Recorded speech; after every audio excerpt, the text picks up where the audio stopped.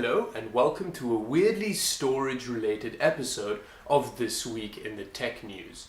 But, you know, storage needs some lovin' too.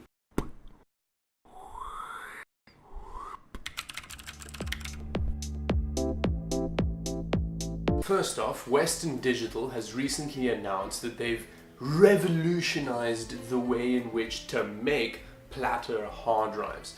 They call it MAMR and they call it a huge breakthrough.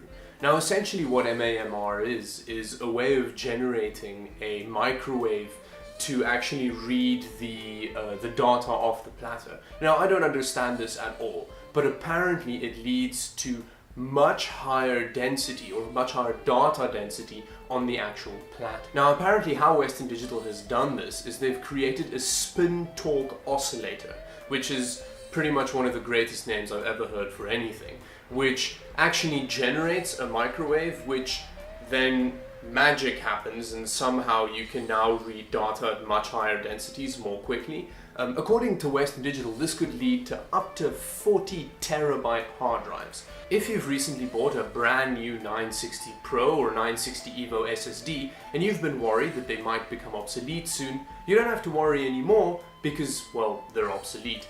Samsung's next generation of NVMe drives has been spotted in the wild. A Vietnamese e-tailer has listed two drives online called the SM981. Now, there's also going to be an SM971, which is going to be the equivalent of the EVO drive. And Samsung has decided that they're not actually going to split the drives on EVO and Pro anymore, they're going to do it with numbers. Because apparently companies thrive on having super confusing naming cultures. So the most confusing thing about these drives though is that they don't seem to perform any differently to the current generation. Hopefully this is down to the fact that they're OEM drives, but yeah, if you have a 960 EVO or Pro, you don't have to be that worried. So this next story is of huge concern to anybody who has a Wi-Fi router at home. Some Belgian researchers have realized that apparently there's a huge security flaw in the WPA2 encryption software that's used to secure pretty much every Wi-Fi network. The issue is that there's some kind of error between how it registers they call it the digital handshake between the device and the Wi-Fi router, which means that anybody can pretty easily hack this encryption software, which means that pretty much there's no point in having it on your Wi-Fi router.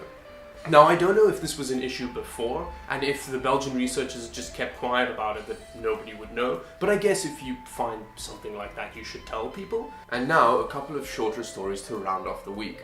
First of all, Apple has been sued again over patent infringement.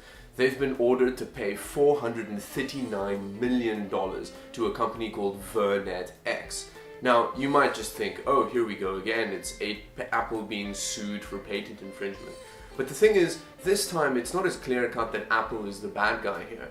Because the thing is, this company, VernetX, is a patent troll company. And essentially what they do is they stock up on patents and then sit and wait for companies to infringe kind of vaguely patent-related issues and then just try and sue the crap out of them. And that's essentially what they've done. Apple has been trying to battle this for the last 7 years, and they've said that they're gonna try and appeal this latest ruling as well. And finally, Microsoft has brought out their own developers VR. It's a VR headset that they're going to bring out through their large network of OEM suppliers, companies like Acer, Dell, and Lenovo.